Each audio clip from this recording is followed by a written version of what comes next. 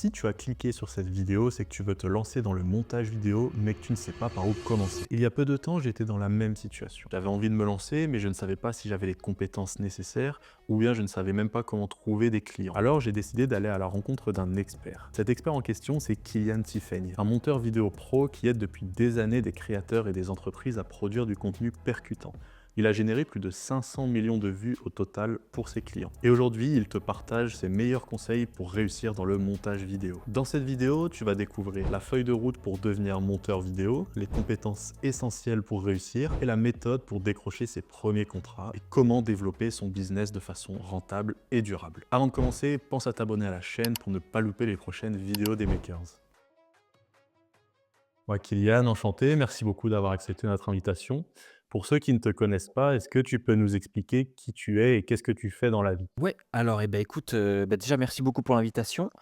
Moi, qu'est-ce que je fais? Je fais du montage vidéo principalement, maintenant depuis, ça fait un peu plus de 7 ans aujourd'hui, parce que j'ai eu tout un circuit, école de cinéma, école de montage effets spéciaux et donc je suis resté dans ce domaine-là et aujourd'hui j'ai une agence, dans laquelle on accompagne des gens sur tout ce qui est stratégie de création de contenu, pour les montages, pour la diffusion et cetera. En gros, on est capable de prendre même de la création de l'idée jusqu'à la diffusion et à côté de ça, on forme aussi des monteurs que nous, on recrute chez nous ou alors qui peuvent voler de leurs propres ailes derrière, s'ils le souhaitent. OK. Et donc quand tu as commencé ton école de cinéma, ton objectif, c'était d'être dans le montage vidéo, plutôt dans l'audiovisuel? C'était quoi? Alors pour être honnête, le montage, ça m'a toujours intéressé, et je me revois même en salle de montage la première fois que je suis rentré dedans et je me suis dit, «Imagine un jour, je me lève le matin et j'ai juste à me mettre derrière l'ordi à faire ça quoi». C'est incroyable et aujourd'hui, c'est ce que je fais donc tant mieux mais j'ai toujours cette petite voix dans ma tête que de ce que je m'étais dit et ça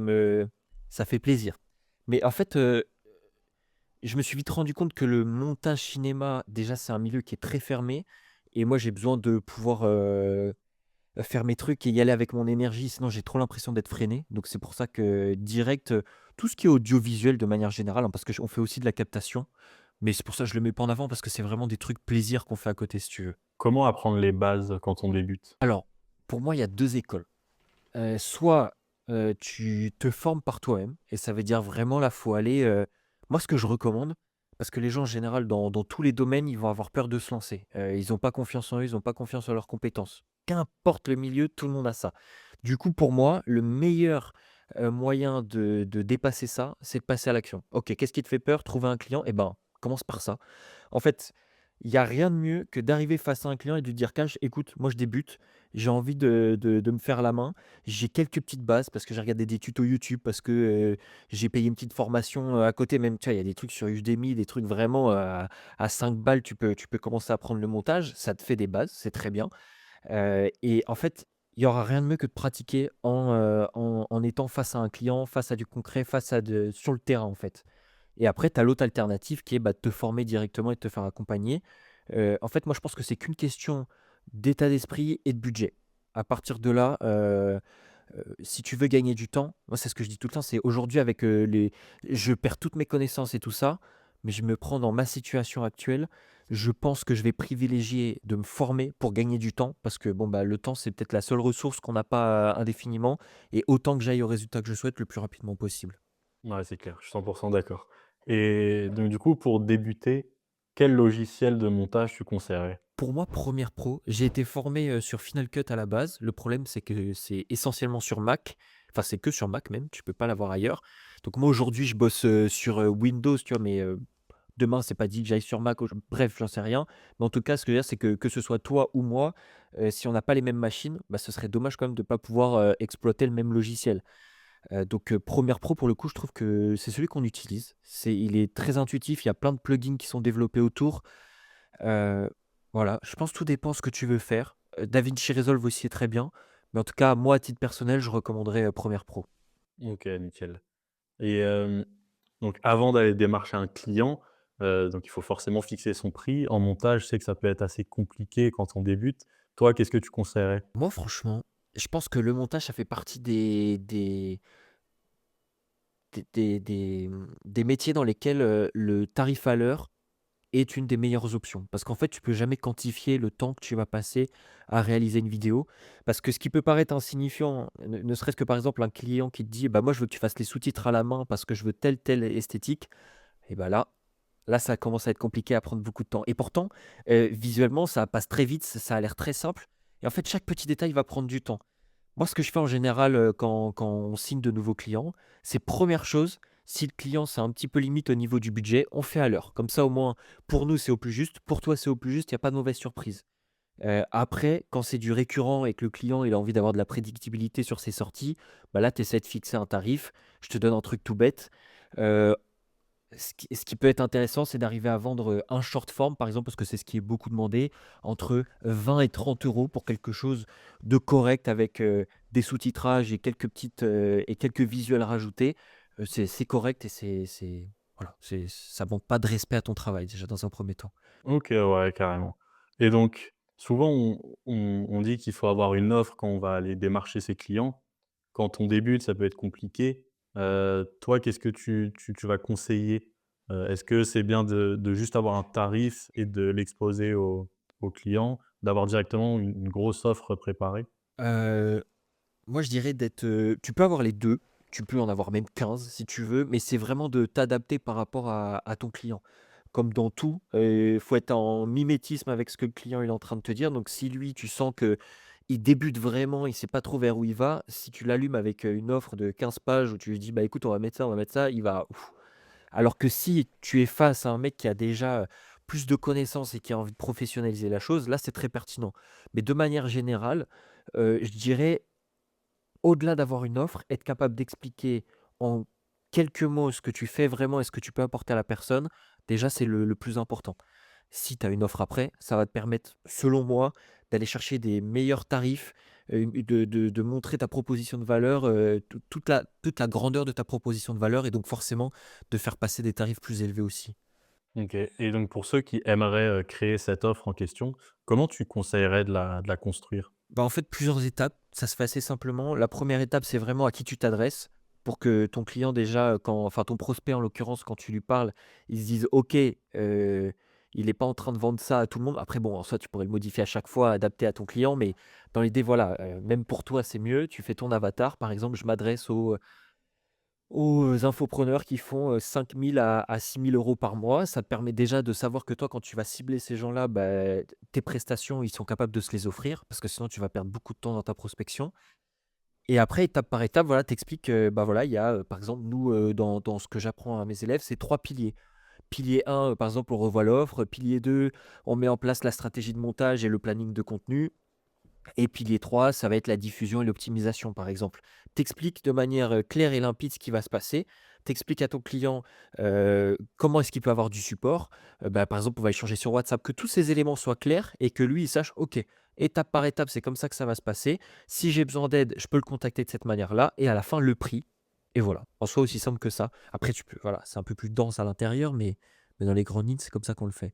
OK, et donc maintenant que j'ai mon prix, j'ai une offre, si je veux avoir une offre, comment je vais trouver mon premier client maintenant? Alors là, faut faire du volume, de la prospection, mais du volume, du volume, du volume, parce qu'il y a que ça de vrai.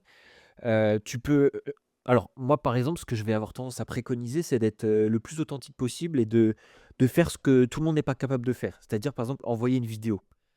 Tout le monde n'est pas à l'aise de se filmer en vidéo, de prendre son téléphone et de dire: «Bah, voilà, je te démarche, pour telle ou telle chose». Si tu es capable de faire ça, je pense que, et en tout cas de même des résultats qu'on a, c'est ce qui t'apporte le plus de réponses. Alors après, je ne vais pas dire que ça va être systématiquement des oui. Par contre, ça fait que la personne, elle va t'avoir en mémoire parce que très peu de personnes le font. Donc déjà, créer la différence dans ta manière de faire, mais après que tu crées la différence ou pas, faut faire du volume et faire de la quantité parce que le business, c'est des maths. Tu veux faire tel chiffre à la fin du mois, bah, il faut que tu mettes en place tant d'actions derrière pour obtenir le résultat, quoi. Ouais, c'est clair, et une fois que du coup j'ai mon client, j'ai déjà fait un travail avec lui, comment je vais le fidéliser après pour, l'avoir en long terme, ce qui est quand même l'objectif? Ah, moi, je suis très partisan du fait qu'il faut pas allumer les clients. Le but, c'est collaboration long terme, encore une fois. Moi, j'ai des clients aujourd'hui, ça fait 5 ou 6 ans, 5 ans au moins qu'on bosse ensemble. Heu et en fait, le fait qu'il y ait une relation qui s'installe avec la personne, que tu sois proactif, Je te dis pas alors, tu vois, il y a cette idée de over deliver un peu toujours. C'est pas forcément nécessaire tout le temps, mais au début, c'est bien de le faire. Mais l'idée, c'est de se dire: «Bah, voilà, j'en sais rien, tu m'as commandé une vidéo. OK, bah, tiens, regarde, je t'ai fait un petit short en plus que tu peux mettre en teaser». Ça prend pas beaucoup de temps, ça mange pas de pain, mais par contre, le mec, il voit que tu es proactif et que beaucoup à côté ne le font pas. Ou même être capable de dire: «Bah, là, tiens, quand tu as débuté ta vidéo, ton hook, bah, il était pas terrible. On peut l'améliorer en faisant ça, ça, ça».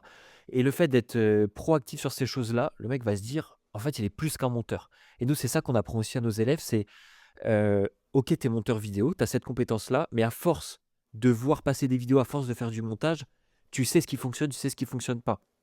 Donc fais-en profiter ton client et lui va dire, bah, voilà, il va prendre conscience que toi, tu as du bagage et que sur du long terme, tu vas lui apporter beaucoup plus qu'un simple exécutant, quoi.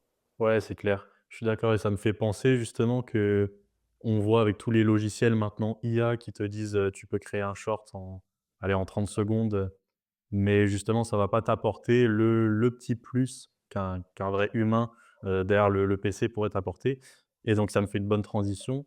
Toi, quel est ton avis par rapport à l'IA justement dans le montage? Eh ben, écoute, nous, plutôt positif dans le sens où, la grosse force dans beaucoup de métiers, tu vois, par exemple, même dans la peinture ou des choses comme ça, oui, on pourra être remplacé parce qu'il y aura forcément des robots qui vont peindre. Après, tout ce qui est créativité et qui est vraiment émotionnel, je pense, après, l'avenir nous le dira, hein, puisque je n'en sais rien, mais je pense que ça, c'est vraiment propre à l'humain et que là-dessus, on aura du mal à se faire remplacer pour le coup. Ça va prendre beaucoup de temps. Mais de manière générale, par contre, être capable de veiller sur ce qui se passe, et sur les nouveaux outils qui sortent, ça te permet, bah, de gagner du temps. Tu vois, par exemple, un dérush, en tant qu'humain, justement, on n'apporte aucune plus-value parce que c'est répétitif, c'est long, et ça n'apporte rien. Et ben, autant l'automatiser. Tu vois, aujourd'hui, c'est ce qu'on fait. Les sous-titres, pareil, je me revois, 1 an et demi en arrière quand il n'y avait pas encore, les outils d'IA. Je passais des heures et des heures à écrire avec la en fait, j'écrivais plus que je montais. Et en fait, bah, ça, c'est un gain de temps qui est phénoménal. Et après, tu as des clients, bon, bah, voilà, qui veulent, adapter ou quoi. OK, on adapte, mais au moins le plus gros du travail qui est long et chiant, il est fait par l'IA et pour moi, c'est un très bon point.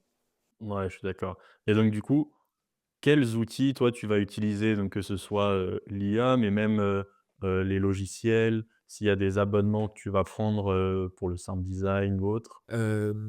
Tu veux des noms de logiciels? Ouais, par exemple, tes top logiciels, Bah, écoute, en top bah, alors déjà, on peut cracher autant qu'on veut, mais la suite Adobe, elle est vraiment, très bonne sur tout le fait que tu peux tout connecter, les logiciels les uns avec les autres et que Adobe, est vraiment en train de créer un écosystème sur tout et ça, pour le coup, c'est hyper puissant. Donc ça, déjà, c'est, bah, le numéro un parce que c'est l'outil sans lequel tu peux rien faire. En 2, bah, tu vois, il y a des sites comme Suno, par exemple. C'est des sites qui, avec l'IA, ça te crée des musiques, qui sont libres de droit, pardon, et en fait, tu peux ne même pas payer pour générer les musiques. Tu as pas les dernières versions du logiciel, mais du coup, c'est hyper puissant parce que tu as pas de droit d'auteur, ça se génère en quelques secondes.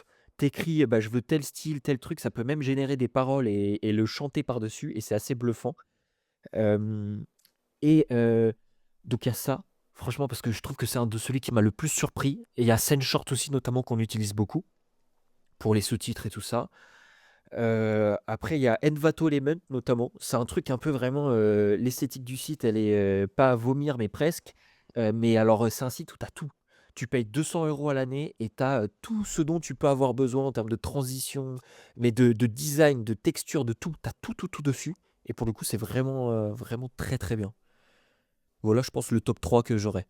OK, nickel. Bon, bah, j'irai faire un tour sur tous les sites. Ouais, ah franchement tu vas t'amuser. Quelles compétences, plusieurs compétences, hein, tu estimes, qu'on a besoin pour devenir un excellent monteur vidéo? Alors la première de toutes, c'est de la résilience parce qu'alors, faut s'accrocher parfois sur les retours, sur, le temps que ça prend, sur, mon meilleur exemple, c'est une fois j'ai passé, mais vraiment une journée entière sur un montage, donc j'ai dit tout au fur et à mesure, j'avance sur le truc, c'était colossal, hein, c'était je pense qu'il y avait 5 heures de rush à la base. Au bout du moment où j'ai monté 1 heure et demie de vidéo, c'est-à-dire que j'ai 1 heure et demie de vidéo qui a été, donc ça représente peut-être 3 heures de dérush dedans. le mec me dit: «Oh putain, je recommence tout parce que ça va pas». Et tu vois, là, c'est le genre de moment où si t'es pas résilient, si t'as pas les nerfs accrochés, tu prends ton ordinateur, tu l'exploses sur la première personne que tu trouves à côté et c'est terminé et tu dégoûté. Franchement, ça peut dégoûter. Donc savoir que ça existe et que bon, bah, c'est pas la majorité, mais voilà, faut être prêt à l'encaisser. Sinon de la créativité, ça reste quand même important. Alors faut pas être ultra créatif et surtout que, bah, tu peux aller sur plein de sites, Pinterest ou des choses comme ça pour, voir un peu ce que les autres font. C'est très important d'être capable, d'avoir de la rigueur sur le fait de, bah, tiens, quand tu vois un truc qui est sympa, tu l'isoles, tu le mets de côté, et comme ça, quand tu as besoin d'inspiration, des titrages, des transitions, peu importe, bah, tu as de quoi faire. Donc même, tu peux pallier au fait que tu sois pas très créatif. Donc pour moi, c'est pas un indispensable, mais ça va grandement te faciliter la vie. Et une autre, une autre chose, ce serait d'être humain, parce que tu as besoin de comprendre beaucoup de points de vue, beaucoup de personnalités et ce que veulent mettre les gens en avant dans leurs vidéos et pour le faire retranscrire et pour le comprendre, je pense qu'il faut être capable de se mettre au même niveau que la personne pour essayer de comprendre comment est-ce qu'elle visualise les choses. Donc maintenant qu'on a vu un peu depuis les bases, le tarif que je vais fixer, comment trouver mes clients et les compétences, à acquérir, combien de temps ça va prendre justement de passer de zéro compétence à très bon monteur vidéo et pouvoir en vivre? Alors honnêtement, ça peut aller ultra vite. Non pas que ce soit pas, difficile à apprendre, parce que ça peut, plus tu vas vouloir faire des trucs, spécifiques, plus ça va te prendre du temps et entre guillemets, il y a des moments où presque tu as l'impression de reprendre à zéro certaines choses parce que tu dois vraiment apprendre à faire l'élément en question. À part ça, franchement, moi si je te donne une timeline de réussite, de l'apprentissage de la compétence, chez nous, c'est entre 2 semaines à un mois, pour te donner un ordre d'idée. Alors, là, après, ils sont pas excellents monteurs à ce niveau-là. C'est-à-dire que là, ils savent monter, ils savent faire quelque chose de propre, pardon, et qui est vendable à quelqu'un. La personne, elle va pas avoir l'impression que tu te fous de lui. Pour vraiment être excellent, pour moi, ça se compte en années. Parce que pour moi, ça va jouer sur ta rapidité d'exécution et la propreté de ce que tu vas faire. Après, moi, j'ai une définition du montage qui est peut-être différente de celle qu'on a aujourd'hui sur YouTube. Pour moi, un monteur, c'est pas un mec qui fait du motion design avec des animations, des trucs sur After Effects et tout ça. Un monteur vidéo, c'est un mec qui donne du sens à ton histoire, qui, à partir des rushs que tu lui communiques, va pouvoir faire le bon découpage, mettre dans le bon ordre, faire en sorte que ce soit fluide et que le montage serve le propos et ne surpasse pas le propos. Parce qu'aujourd'hui, on a tendance justement à beaucoup rechercher ça, où les gens, ils font des trucs dans tous les sens, ce qui est très bien aussi et ce qui est une très technique et qui demande beaucoup d'expérience aussi. Mais voilà, pour du montage pur et dur, en vrai, si tu passes 1 an à 2 bonnes années où tous les jours tu bosses dessus, comme quelqu'un qui est temps plein là-dessus, ouais, tu auras un très, très bon niveau et tu pourras déjà commencer à faire de bonnes choses.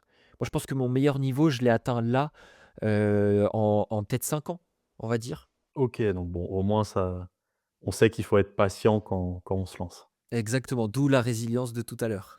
Ouais, c'est ça. Et donc du coup, maintenant toi qui es formateur, tu as dû en voir passer pas mal, mais quelles sont les erreurs que tu vois chez les débutants qui sont faites fréquemment? Bah, comme je t'ai dit au début, en vrai, ce truc de manque de confiance, parce que du coup, ça fusille les gens. Pour le coup, vraiment, ils s'auto-sabotent parce qu'il y en a, ils ont des compétences. En l'occurrence, on est là pour, en tant que garde-fou. Ça veut dire que s'il est à 2 doigts de faire une connerie, envoyer quelque chose qui est mauvais, on va lui dire. On n'est pas là pour qu'il se fasse, arracher la tête par le client. Donc, en fait, les gens, ils ont besoin de prendre confiance en eux et de se sen c'est qu'il y a un gap énorme entre le marché qui n'en a rien à foutre et qui est là pour, gratter tout l'argent qu'il peut gratter et qui en soi s'en fout du montage et les mecs qui ont vraiment et les mecs et les femmes qui ont vraiment à cœur de faire ça bien et qui du coup vont stresser à l'idée de délivrer leurs vidéos et c'est là où ils se rendent pas compte que le gap il est tellement énorme entre le marché dans sa globalité et les gens qui y prêtent attention que ça va passer nickel et encore mieux que ce qu'ils imaginent, même derrière. Donc ça, premier point. Deuxième point, c'est, cette envie d'aller trop vite et du coup de brûler les étapes parce que bon, bah, c'est une des compétences qui est punitive dans le sens où, bah, si ton montage il est mauvais et que tu sais pas faire un bon montage, c'est pas en t'arrachant la tête dessus, bêtement à répéter les mêmes erreurs que tu vas y arriver. Ça demande du temps. Ça demande du temps, de la pratique pour que ce soit plus fluide, pour que tu repères les éléments qui vont faire la différence. Ouais, je pense que c'est les 2 principales erreurs. Faut se laisser le temps et avoir confiance en soi. OK, ouais. Tu parlais un petit peu du fait qu'il y a beaucoup de gap entre, bah, des monteurs qui s'en foutent, ils vont brader les prix et d'autres qui veulent faire ça bien et forcément ils ont une estime de leur travail et ça me faisait penser, il y a eu récemment, bah, tu as dû entendre parler de la formation de La Menace. Ah ben oui, bien sûr. J'avais une question par rapport à ça, bah, du coup, sa promesse qui est de devenir, monteur, enfin de gagner 3 000 € en 30 jours et donc toi, quel est ton avis par rapport, au futur des formations en ligne dans le montage vidéo? Ah, tu sais, c'est drôle parce que cette vidéo, on l'avait traitée, on a fait une vidéo sur le sujet, elle a bien fonctionné donc je je je vois très bien ce qu'il a essayé de vendre. Hem, pour moi, mon avis sur le futur des formations, alors, si tu veux vraiment avoir des résultats, pour moi, il faut que ce soit systématiquement par un accompagnement. C'est-à-dire que tu as quelqu'un qui te prend par la main et qui t'accompagne jusqu'au point où tu souhaites aller. Pourquoi? Parce que les gens manquent beaucoup d'autodiscipline et c'est pas un mal, hein, c'est OK, on est beaucoup comme ça. C'est les gens se rendent compte que c'est pas évident de travailler pour soi, parce que si tu personne le matin qui va t'attraper par le callback et qui va te dire: «La prochaine fois que tu arrives en retard, tu viré», quoi. Si tu te vires, bon, bah, c'est con, mais ça va rien avancer, quoi. Donc faut avoir beaucoup faut ouais, c'est l'autodiscipline, ça s'invente pas et du coup, je pense que d'avoir quelqu'un qui te prend par la main et qui t'amène à ton résultat, ça va te permettre de réaliser les efforts qu'il faut mettre en œuvre. Après, tu te rends compte très rapidement ou non, si oui ou non c'est fait pour toi. Et il y a des gens, ça leur permettra non pas d'abandonner plus vite, mais de prendre les bonnes décisions pour eux, parce qu'il y a des gens, ils sont pas faits pour ça. Donc déjà, première chose et 2e chose, je pense que les gens sont déjà beaucoup plus vigilants et du coup, il faut être, très transparent, très authentique. Je pense que ça va être beaucoup de ça, que les gens puissent avoir vu ce que tu as fait ou ouais, puissent se reconnaître dans tes discours. Donc ça va beaucoup le personal branding va jouer beaucoup pour moi à titre, personnel chez les formateurs, chez les gens en général, pour, vraiment ressentir cette authenticité. Tu vois, je prends un exemple tout bête, c'est Gemeos, je ne sais pas si tu as entendu parler? Ils font une série un peu building public, sur, la création de leur entreprise, sur la création de sites, et eux, ça se développe très, très bien, tu vois? Et le fait qu'ils soient très authentiques et qu'ils partagent leur quotidien et bah, ça donne confiance parce qu'en fait, tu vois des gens qui sont ultra humains, en tout cas, c'est ce que ça dégage au travers des vidéos, qui sont très humains, qui sont très à l'écoute, qui ont à cœur de prendre soin de leurs équipes ou quoi. Et je pense que c'est des valeurs importantes et c'est pour ça que la menace, ça passe pas. Parce qu'en fait, hem, son discours n'est jamais le même d'une vidéo à l'autre, en tout cas sur ses vidéos de vente. Ou alors, c'est le même discours, mais tout d'un coup, c'est plus, OnlyFans qui lui a permis d'avoir la Lamborghini, mais le montage vidéo. Alors moi, quand j'entends ça, j'ai envie de m'éclater la tête contre le trottoir parce qu'avoir une Lamborghini avec du montage vidéo, ça fait 7 ans que je le fais, j'en vois toujours pas la couleur, hein. Donc heu, donc voilà, je pense, ouais, d'authenticité et de l'accompagnement. Et tu parlais un petit peu de personnes qui n'étaient pas faits forcément pour, bah, déjà le montage et aussi pour, travailler, par eux-mêmes, en autodidacte. Pour toi, quels sont les profils qui vont réussir le mieux dans ce domaine? Alors moi, les profils qui réussissent le mieux, c'est ceux qui, comment est-ce que je pourrais décrire? C'est ceux qui n'ont peur de rien.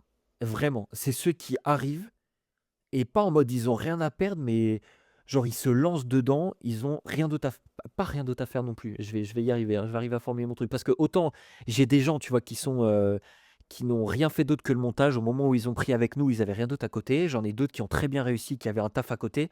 Donc c'est pas par rapport au temps qu'ils ont, s'ils ont un métier ou pas à côté. Les 2 sont mêlables. Par contre, là où il y a une vraie différence, c'est que quand les personnes elles s'y mettent et elles suivent à la lettre ce qu'on dit. Tu vois? Elles réfléchissent pas. OK, il faut que j'envoie tant de messages de prospection. Ben vas-y, j'arrête pas tant que je les ai pas envoyés, en fait et ça devrait être logique pour tout le monde. C'est ce que je dis aux gens. Ça me rend dingue parce qu'aujourd'hui, bah, si je te donne un exemple tout bête, mais Clarisse qui a rejoint l'accompagnement, en 2 mois, elle a quitté son travail et elle a signé 3 clients en 2 mois, alors qu'elle avait pas fait de montage vidéo avant. Mais j'aurais dit: «Mais, juste ouvrez les yeux, c'est la seule ou une des seules qui a tout suivi à la lettre et qui était là, qui a posé des questions à chaque fois». Donc en fait, les gens, ils s'étonnent de ne pas réussir ou que eux, «Ah ouais, mais tiens, tu m'as dit que j'allais pouvoir faire tant ou je sais pas quoi». Bah oui, mais est-ce que tu as fait ce que je t'ai dit déjà? «Ah bah non, j'ai pas fait ça. Ah bah non, j'ai pas fait ça non plus. Ah ouais, mais ça demande de l'énergie». Mais qui t'a dit que c'était facile? Donc en fait, c'est arrêter de réfléchir, mettre son cerveau en mode off et juste, agir, agir, agir et au moment où tu as les résultats, c'est là où tu réactives ton cerveau et c'est parti, tu t'éclates et là, tu prends du plaisir. Mais le début, il est jamais très plaisant, hein, dans tout, hein. Ouais, c'est clair. Et en plus, bah, du coup, si tu as, Clarisse, c'est ça, qui en 2 mois a eu des résultats, ça montre aussi la fiabilité du programme, donc ça rassure, Ah ouais, ouais, c'est puis c'est pas la seule, tu vois? Elle a réussi à quitter son taf, j'en ai d'autres en 1 mois, il a contracté 6 000 €.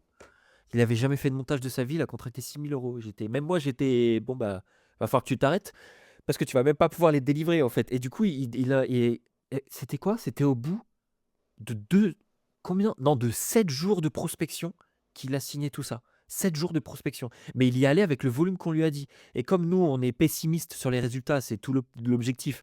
Voilà au plus bas, le nombre de choses que tu dois faire pour avoir le minimum de résultats et en général, les résultats, ils sont toujours au-dessus et bah, du coup, ça a pas manqué et le mec, il a même dû donner des clients à d'autres élèves de l'accompagnement tellement qu'il était débordé donc c'est magnifique. et donc du coup, est-ce qu'il y a quelque chose une question que je t'ai pas posée ou un point que tu aimerais aborder? Bah, écoute, en vrai, de manière générale, non. Juste le fait que, hem, faut que les gens ils prennent confiance en eux, quel que soit le métier dans lequel ils vont s'orienter, qu'ils prennent confiance en eux et qui quand ils prennent une décision, qu'ils s'y engagent vraiment, tu vois? C'est génial de passer à l'action, de payer une formation, quoi que ce soit, mais moi, il y a rien de plus chiant que de voir un mec qui passe à l'action et qui après travaille pas, tu vois? Heu, il y a personne qui viendra le faire à votre place. Et ça, c'est bon, c'est après c'est le discours que tout le monde tient, hein, mais je trouve qu'il est très, très vrai. Il y a personne qui le fera pour toi, personne te prendra par la main, sauf que là, aujourd'hui, tu payes des gens pour te prendre par la main et pour y aller, donc donne-toi à fond et prends les bonnes décisions pour toi. Prends les décisions qui vont vraiment avoir un impact et qui vont faire que oui, là, je mets de l'argent dans quelque chose ou du temps, mais par contre, ça va m'amener là où je veux vraiment être dans ma vie. À partir de là, si toi, tu es en accord avec ça, fonce et réfléchis pas. Bon, bah, nickel. C'est un beau message de fin. Avant de partir, est-ce que tu peux nous dire où est-ce qu'on peut te retrouver? Eh ben, écoute, en vrai, sur Instagram, tout simplement, c'est kilian.te, heu, KILIAN.te, parce qu'il y a plein des manières d'écrire Kilian, mais du coup, voilà, c'est principalement là. OK, bah, on mettra le lien en description en tout cas. Bah, écoute, merci beaucoup. Merci en tout cas pour ton temps, c'était un plaisir et puis bon courage pour la suite. Merci beaucoup à toi aussi. Si tu veux aller plus loin dans le sujet, Kylian propose une formation complète pour devenir monteur vidéo. Tu pourras y retrouver le lien dans la description. Avant de partir, pense à t'abonner à la chaîne pour ne pas louper les prochaines vidéos et également n'hésite pas à me dire en commentaire quel expert aimerais-tu que j'interviewe la prochaine fois.